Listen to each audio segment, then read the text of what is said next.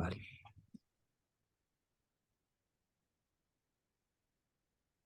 Ahora sí, ya está. Okay, Cosimo, you can go on. Sorry. Wait, how do I go back to? Ah, wait.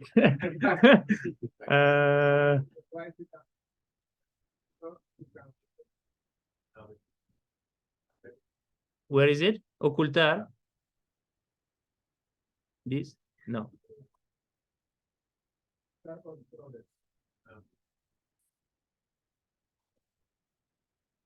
All right. So, very good. So I was saying this is a slide that shows two beautiful experiments that have been performed in the group of Emmanuel Bloch and MPQ, in which by carefully positioning atoms in a 2D subwavelength arrays, they were able to show that in this experiment on the left, that it would behave like a mirror with a high reflectivity. And on the right, they actually show that if you now excite, so if the atom are in the ground state, it's again a mirror, as you can see in the plot up there on the left. While if you now excite an atom to a Rydberg state, this effectively creates a kind of a hole in the mirror that is very large, comparable to the Rydberg blockade, and then you don't have any more a reflectivity from the array. And this is this switchable mirror, as they call it. There are other two experiments that I would like to bring your attention on, and these are an experiment performed in the group of Junier at Gila, and an experiment performed in the group of Igor Ferrier-Babut in Paris at École Normale Supérieure. So what is the difference between these two experiments and the one of Emmanuel is that here there are more than one excitation in the mirror. So in the experiment of Emmanuel, the light was sufficiently low intensity that there was roughly not more than one excitation per atom. But here on purpose, one wants to put many excitations in the system. In this case, what the idea is to have an array of atoms that perform as a clock.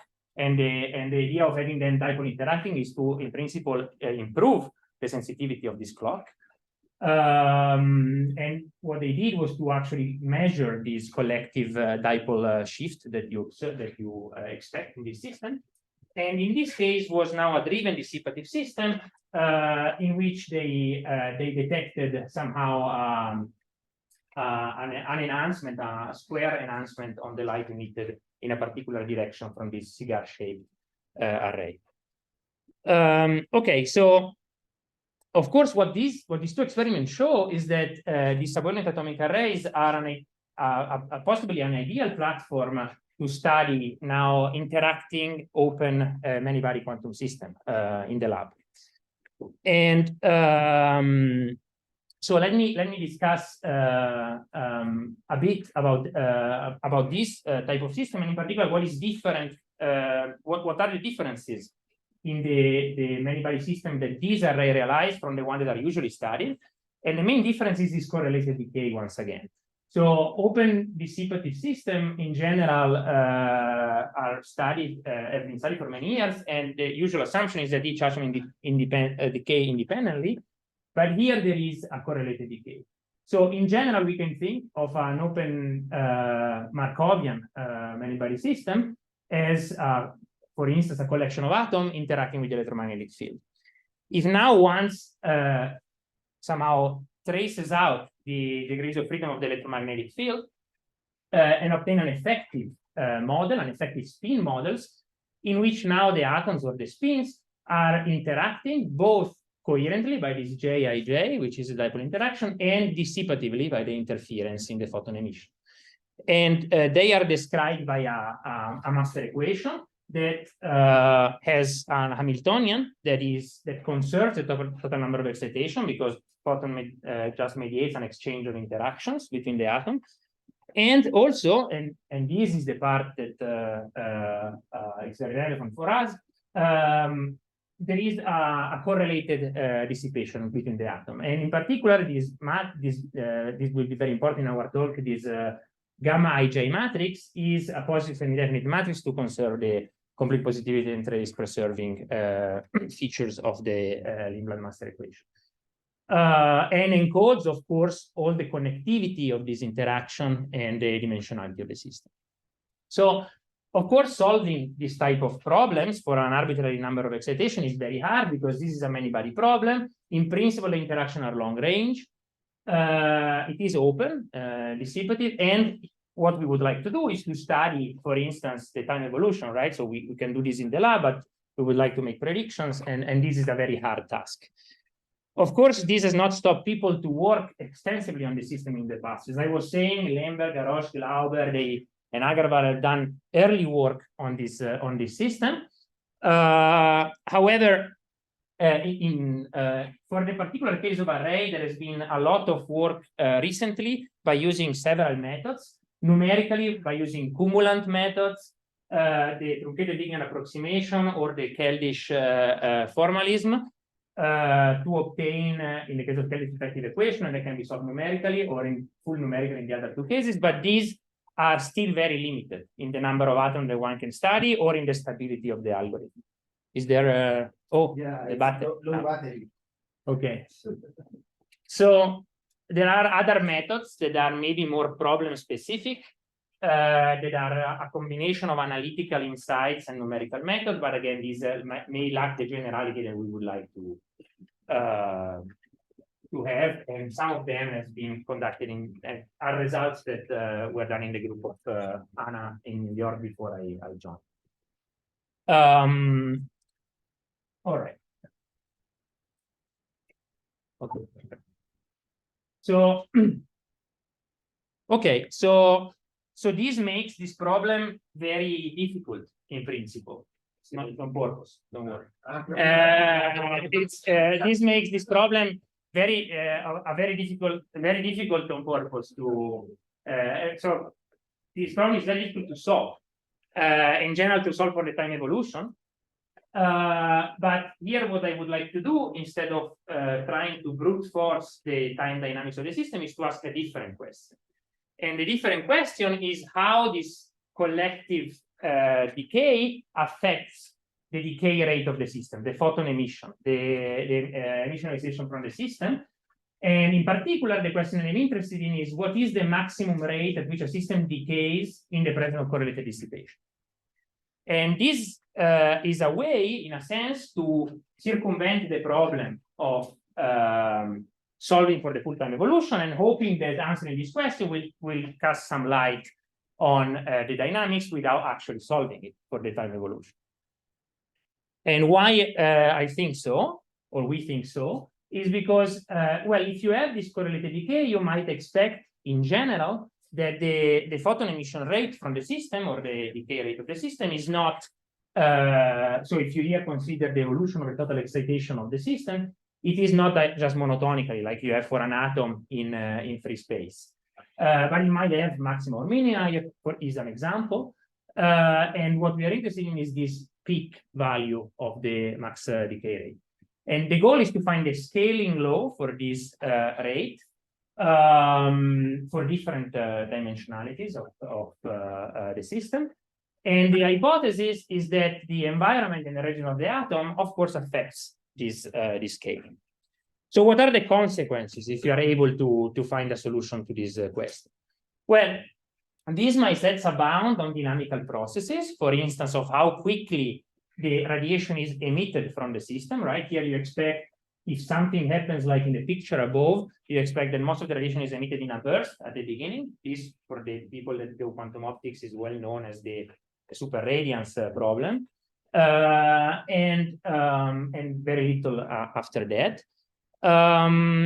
Also, this might inform us on a certain type of phase transitions, like the Dicke phase transition, which is related but is not the same as this radiation burst that has a particular scaling. And maybe if the scaling changes depending on the dimensionality, we will have a change in this phase transition for this other equivalent system, or for the super radiant lasing, for instance, in free space, if it is possible at all. Also, maybe in a broader sense, this will allow us to see if there are some limit in the coherence time of some particular many-body states. So this is maybe more of an appeal to people working in metrology or application of quantum physics.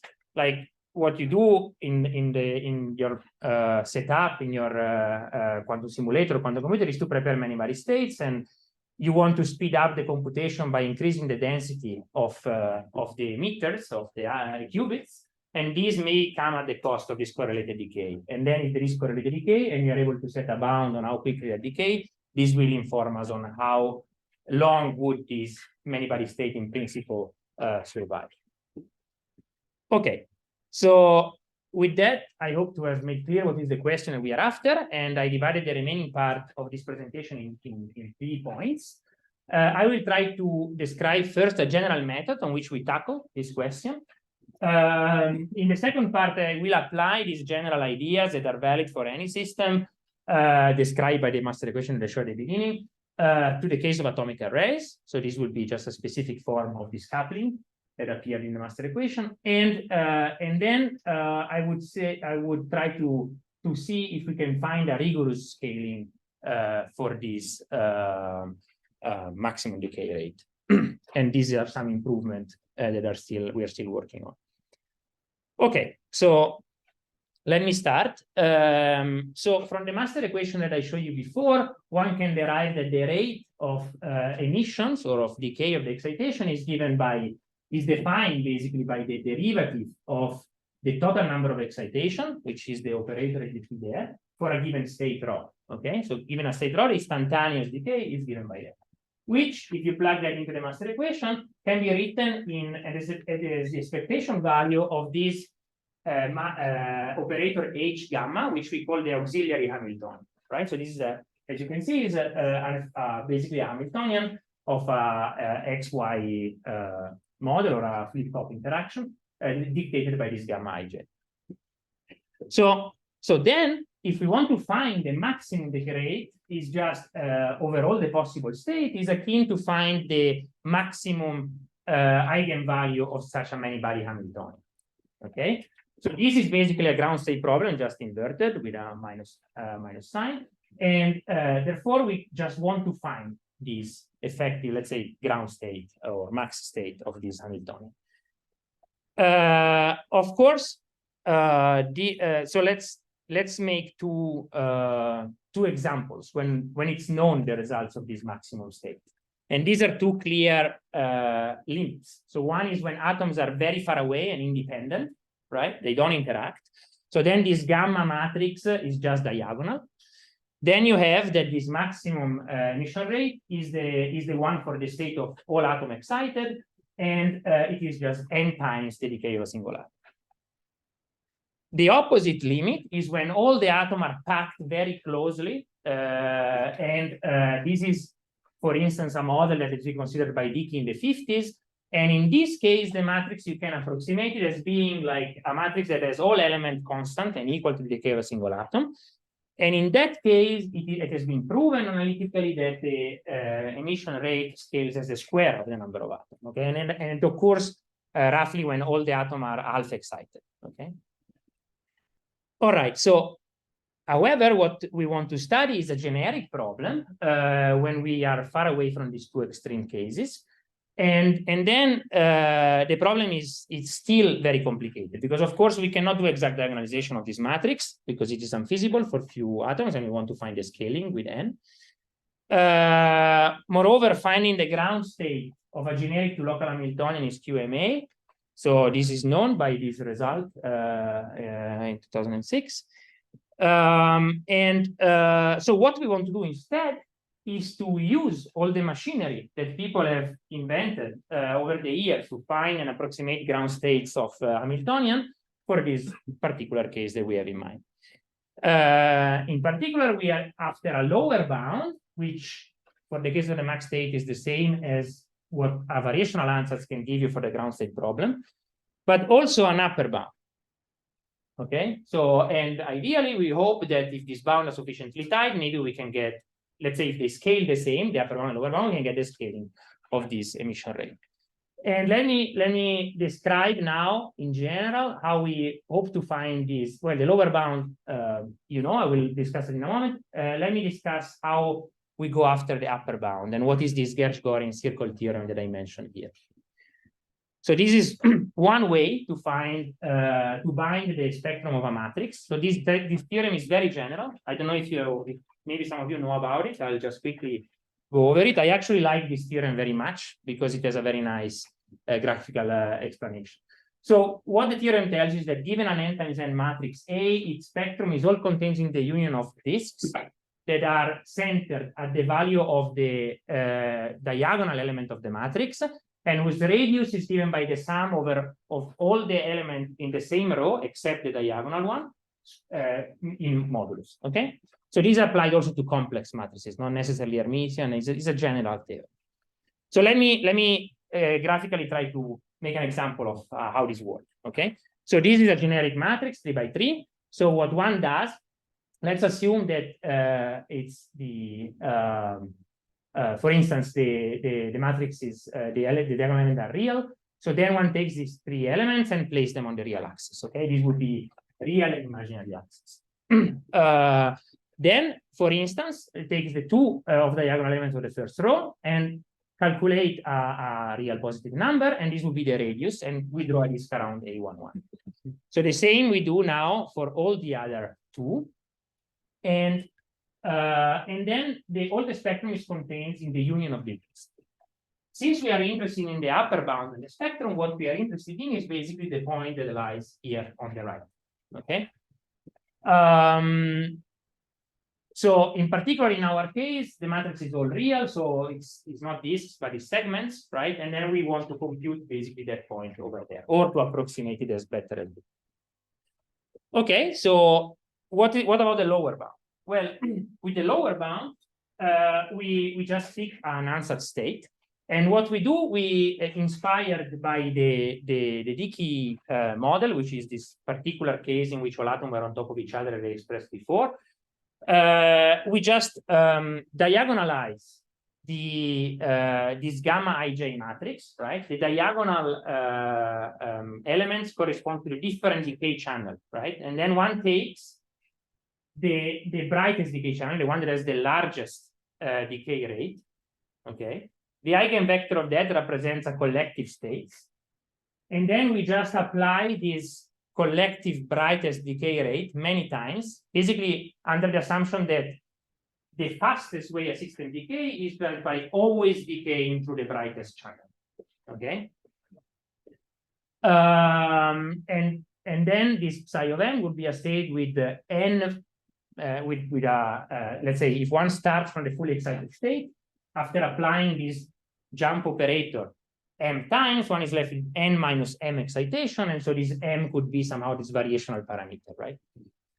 Okay, so one can compute the decay rates as a general form in which you see that there appears 2 combinatorial factors. One is just multiplied by the decay rate of an independent atom, and one is multiplied by this brightest decay channel. Yeah, which is, as I said, the largest eigenvalue of gamma. So, by the way, this unsat state is an entangled state, but it turns out that if one considers a particular product state, it yields the same scaling with n. So somehow a very similar formula when one takes the asymptotic limit of n being very large. So that's fine because one can show that the reduced 2 particle states of the product state and that unsat state are very similar, and that's sufficient because Hamiltonian is 2 local. And the entanglement, this also shows that the entanglement does not play a role in determining the scaling, and this is something that is it's a subject of debate in superradiance, but it's the case for the decay model, and it is suspected to be the case in general for these particular emissions of correlated emissions. So it's expected that the only important thing is somehow a certain permutation invariance in the Hamiltonian or an approximation of that. Okay, this will be how we go about to compute the scaling in general. All right. Now, if there are no questions, or I mean, there is time for questions, and otherwise I would move to the specific case of atoms. So where does the first part, like can you go back to the so In here? distribution of the gamma zero? So why not only like the VM, like the one of the right? You know, if you only move to the right, so where does this other? Oh, because you always have a diagonal part in the. So this kind of the diagonal is like a Exactly, it's kind of the independent part plus the collective one. You say that like in order to start the scaling of this upper and lower bound, you need both limits to scale more or less the same. Well, to be able to make a statement about the scaling of the max, yes. Otherwise, you can just have a bound.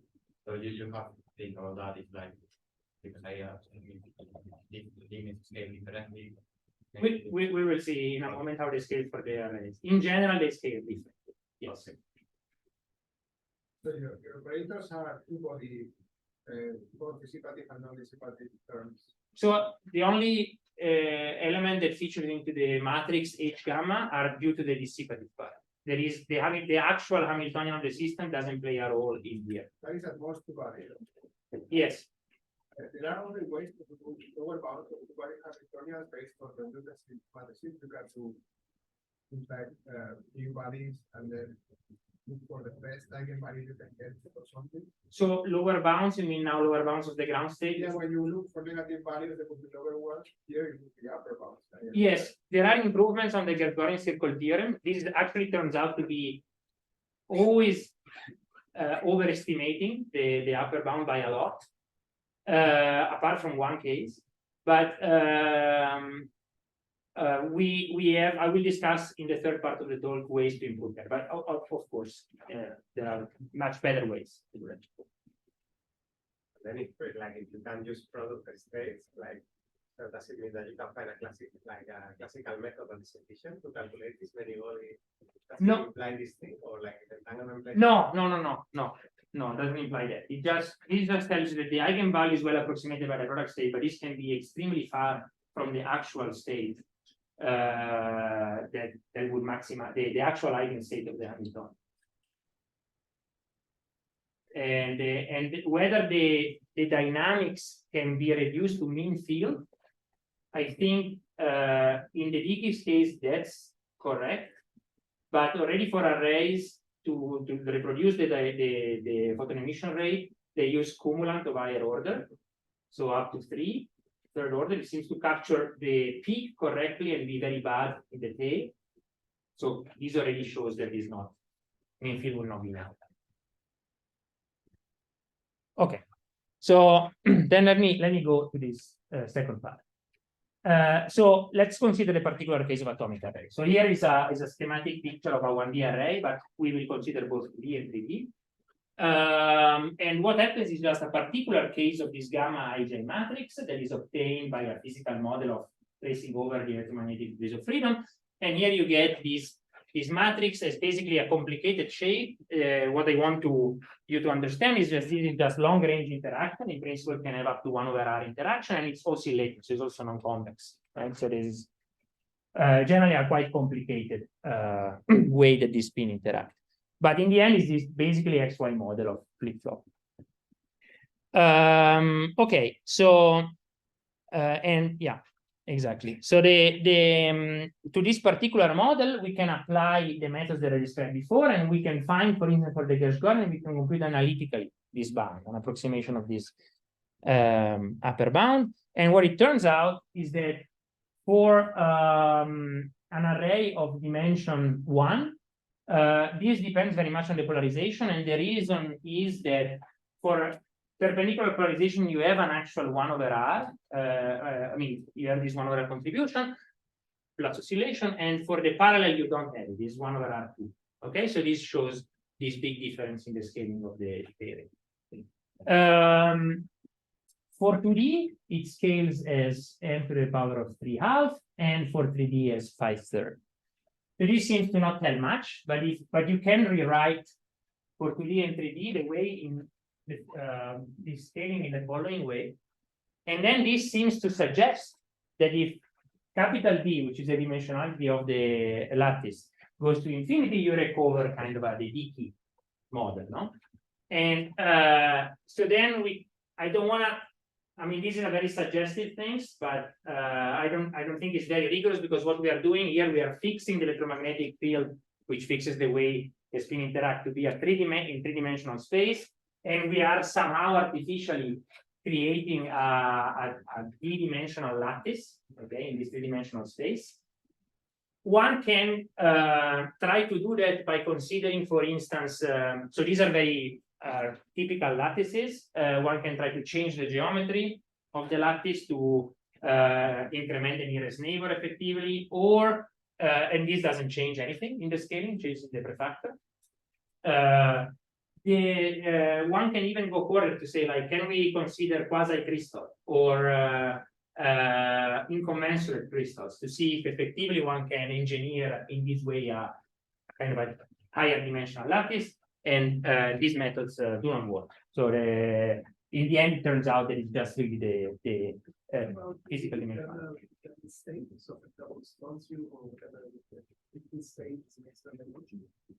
So the problem there is that what we are considering is two-level system in which the total ground state of the system is well defined.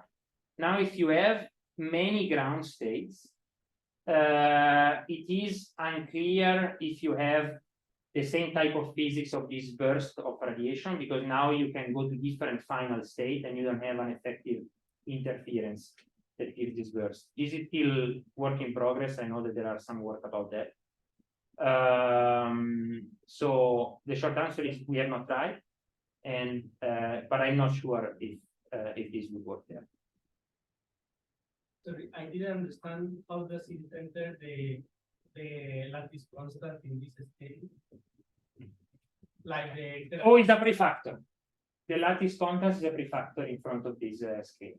Yeah. But as the lattice constant goes to zero, it should Yes. the decay model. So I will yes, exactly. So this is I will come back to that when we tighten these bounds, but you are absolutely right. So one can show that by taking the limit of the interatomic distance going to zero, all of these goes to n squared. So it's not only because this is the bound. Okay. Yeah. Yeah. So the way you consider the bound here is by assuming this 1 over R. If you take the lattice constant going to zero, you are basically saying my matrix is all constant interaction all to all, right? And then if you apply the Gaussian, you get n squared. Yeah. Okay. So what about the lower bound? Well, if you take the formula that I gave you before, now with this brightest decay rate, which you compute from the gamma matrix for each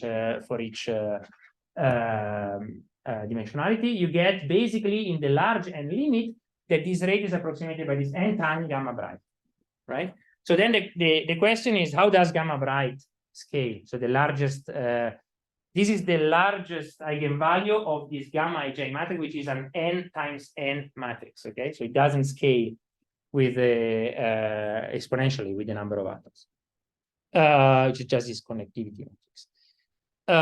So this depends on the dimensionality, and it has been, for instance, computed here. And then you see that for 1D is constant. For 2D, it scales as the square root of the number of atoms along one of the dimension. This is n1D. And for 3D, it scales as the linear dimension of the array. Okay. So putting these results together, so these, of course, will then fix this rate while substituting that there. So let me now summarize for the array what happened for the upper bound and the lower bound. So here we have that for the lower bound, because of this constant brightest decay channel in 1D, it just scales linearly. So seeming to imply that somehow there is not this burst of decay. Okay, the super radiant burst is not there. In a sense, it's very critical, let's say. The upper bound scales depending on the polarization, as I commented before. And then in 2D and 3D, you have this other scaling where these are the ones that I mentioned before, and these one are from this scaling of the brightest decay channel. So as I mentioned, this does not depend on the geometry of the lattice, but on the dimensionality. So this suggests a kind of a universality of this scaling.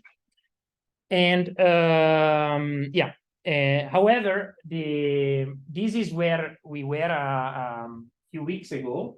And then you can see, coming back to the question that was asked by Juanjo, is that you have different, very different scaling of the upper bound and lower bound. And our goal would have been to obtain a possible, like the same scaling, so that we can infer, at least you can surely say these decay rate scales in this way.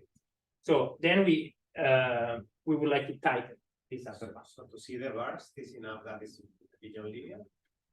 To see the burst, well,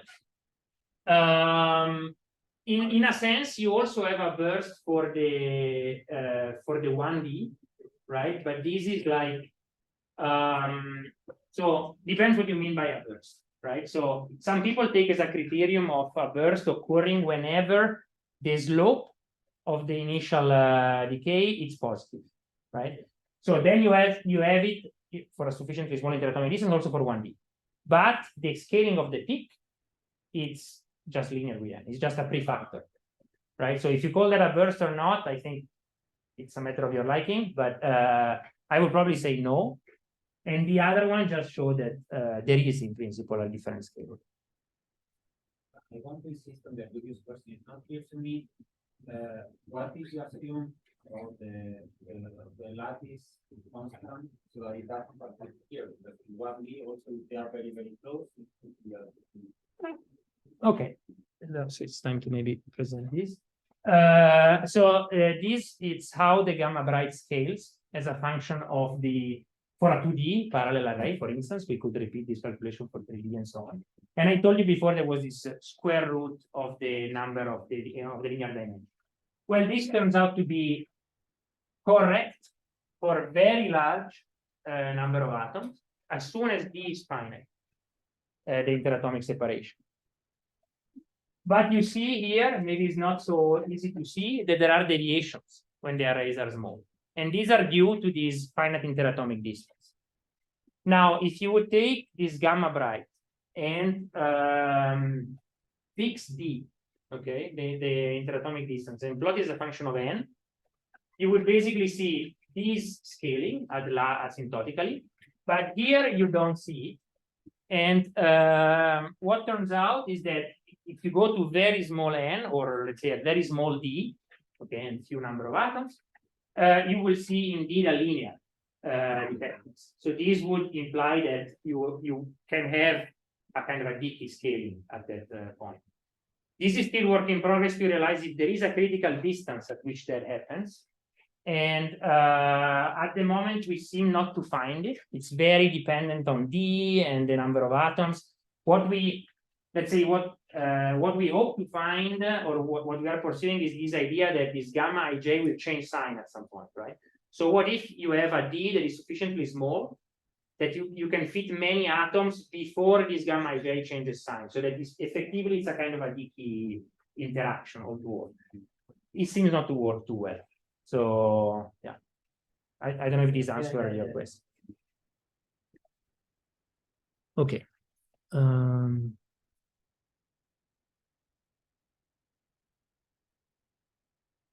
Where am I? Yeah.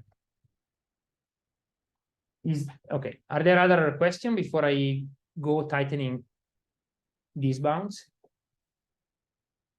Okay. So here again, this is exactly very much what Juanjo asked before. And this is whether there are better methods to find this upper bound, or if you're in mind ground state problem, lower bound. Well, there are. And a big class of this method goes under the name of relaxation methods. And the idea is like so you have a constraint optimization, right? If you have a variational ansatz, in which you have this optimization over all the physical states. So basically you're trying to find the best expectation value among all the expectation value you can get by taking the sandwich of a Hamiltonian on a physical state. What if you relax that? So this is the idea behind this method. You can assume that you allow for some unphysical states of the system. And in that case, you can prove that this type of new constraint optimization will give a lower bound to the ground state, or in our case, an upper bound to the maximum decaying state. And in many, what people do is to relax the original optimization to a semi-definite programming problem, which is a particular type of optimization problem that can be solved efficiently. And that's how people in quantum information theory and in many body physics go about to compute that lower bound to the ground state. So, in our case, for the case of 2D and 3D arrays, okay, we can build on these results that make use of these semi-definite programming methods, which is in a paper published by Bravi and collaborators. We can prove that if you apply the methods of those papers in 2D and 3D arrays, you can. So we use a theorem that basically states that there exists a product state, okay, for which if you compute the expectation value on that product state, you can bound the ground state, or in our case, the maximum decay to the Hamiltonian, by the value given by this product state, and 6 times that. So what the theorem does not tell is that it's easy to find this product state. That's not the case. So finding this product state for which this is the case, it's very hard, but it exists. For our particular case that we have for 2D and 3D arrays, that's why there is a big difference in 1D. It is easy to find. We can find it with a semi-definite programming, and then we can compute. We can even, we can even find an analytical scaling of that. And yeah, and as I was saying before, if this is the case, if you're able to find that, you fix the scaling now, because they're scaling the same, the upper bound and the lower bound. Okay, so I don't want to go into the detail of how we do that. So we cannot say much about the 1D case, and for technical reasons. And the technical reasons are that we cannot map it to a irrecoverable as SPD in the SDP in this case. But now we are able to show that the scaling is the one given by the lower bound, which this is n to the 1 plus 1/4 for 2D and n to the 1 plus 1/3 in 3D. Okay. So let's compare what we obtained with previous results on superradiance. I told you there were a lot of numerical results there. Okay, how does our bound compare to that? Well, let's take this paper, which was recently published in the group of Susanna Yelin and Harvard, where they do cumulant methods in a 2D array to compute this maximum emission rate. And you see that if you take the interatomic distances A to get smaller and smaller, this seems to saturate at a value of 1.2. So so at that level of interatomic separation, cumulant method becomes quite unstable. So then there was a question whether this was like, okay, that's the number you see, but is this correct, or can we validate in another way? And at least it seems to be pretty close to what we find, right? So there is no wonder that what you obtain numerically by solving the time evolution might not give you exactly the scaling that we find, because you start from an initial state, in that case, the fully excited state, and nothing guarantees. There is a Hamiltonian we neglected in the calculation here, and nothing guarantees that the dynamics will actually bring you to this state that will determine the maximum decay rate. So provided that numerically you don't find something that scales larger than what we obtained, the numerics are correct, then I mean, at least what we are able to say is that rigorously we bind this to maximally scale as I showed before. Okay. There is another result, the one that I mentioned before in the group in Paris, and here they find something that does not quite agree with us. So this is the n-square scaling that I obtained from the emission from a cigar shell gas. There is a difference though. So what I describe now is this maximum emission rate, which is integrated in 4π. Okay. What they measure here is the emission in a particular direction. Okay. So that's what I just said. And it turns out that you can still violate the bound that we came up with if you are allowed to just measure along a particular direction. What turns out is that after you average, though, you should fall within the bound that we find. And this shows that somehow it's a bit tricky, this free space case, if you are allowed to put the detector where you want. Okay, so with that, I would like to conclude. So what we found is that we show that one can map this problem of finding the maximum decay rate of a cooperative emitting system to the problem of finding the ground state of a Hamiltonian, and then you can use all this machinery that has been developed there to actually say something about the dynamics of this system. We derived some rigorous scaling for the photon emission burst of the super ray and decay and extended system. And from that, you can estimate other properties like the time scale over which this happens and so on. Questions maybe that this work might open or that we are interested in is the extension to this order system, for instance, and what happened in the directional emission. So where you can violate this bound. So short answer is this order. If you work in progress directional emission, you can find directional bounds, let's say. And then maybe, and this is just a very open question, can we extend this idea to the steady state behavior of driven dissipative systems, right? So I don't know. This is something for the future.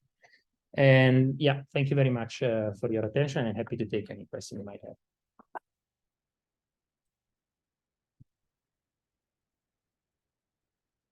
There were a few questions already, but there are more. I'm curious about what you said about the directional emission. Can you just say qualitatively how can you deal with that? So yes, the idea is now. So what we had before was this auxiliary Hamiltonian that you can write somehow as a sum of all the decay channels. So this would be the collective decay channel, the eigenvalue of that. So the idea here is to decompose it differently, decompose it on jump operated are direction. And then you will have a different Hamiltonian, which is something like the integral over all the solid angle of something that now depends on that. And then you have this directional jump operator. Okay. And now you want to constrain. So your auxiliary Hamiltonian becomes just the one that is constrained to the solid angle of your detector. And then you repeat the calculation. It turns out that you get a very focused emission that can scale quadratically, but also the angle over which this happens scales with n, is 1 over n. So then, yeah. Well, this makes sense. So then when you integrate, exactly. Yeah, exactly. Same. Okay, you might have one last question. So it's connected to one of the motivations. You said that you wanted to, that you can say something regarding phase transitions. I guess that you mean driven dissipative phase transitions, or well, the decay phase transition is one of those, right? So, but at the moment, how is connected the maximum decay rate like that, or you just need to change the thing that you are looking, or like? So one can, and let's suppose that now I have the master equation that I showed you before, which is this for reference, right? And now I want to add a driving. Let me not add it into the Hamiltonian. Okay, let me add an incoherent drive. Okay. Why? Is because if I add it into the Hamiltonian, nothing of this works, right? But let me, but this is also the case that people do for a laser, for instance, right? So let me add an incoherent driving. Then it's basically you have another term next to the decay, which has just the plus and the minus form, right? And with a possibly different gamma. So then in principle, you can apply the same procedure that we applied here, you will get that the Hamiltonian is slightly different. It is basically what we had is an XY model, right? And now you had an additional term that is something that contains the difference between the dissipative and the pumping, right? And here you have a sigma Z type of interaction. And then one could go about to do the same. However, does it really make sense? So you can do that. You can find the scaling of the maximum emission rate, but that is not probably the I can imagine, for example, like looking things like the time you require to get to the steady state might be connected, but like the steady state itself. I don't know. maybe you can do that exactly, but what doesn't tell you much is about the properties of the steady state and the fluctuations around it, right? So that's something that maybe you are more interested in the structure of the steady states, like if it has entanglement or not. And yeah, but I mean, it is a direction, and yeah. So, if there are no more questions, I think we can thank Cosimo. Very good. We will be here until tomorrow. Tomorrow in the Yeah. I live in the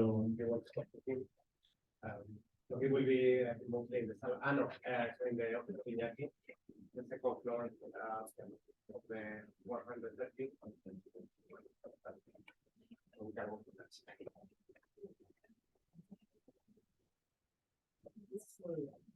Okay. Thank you, Cosimo. Thanks. Yeah. I don't know what happened, but I seem to be able to. Okay. What is the cursor? It doesn't work. Shall I maybe unplug this? Maybe this helps. And... Okay.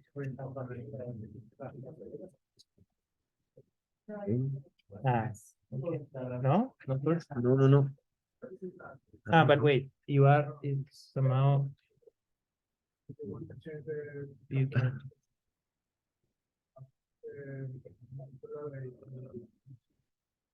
Can you go down? Is it possible? No. No.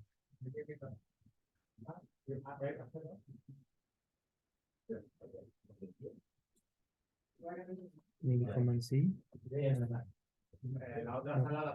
I don't know what you did, but it worked. Me neither. But since Cosimo I didn't know there was a So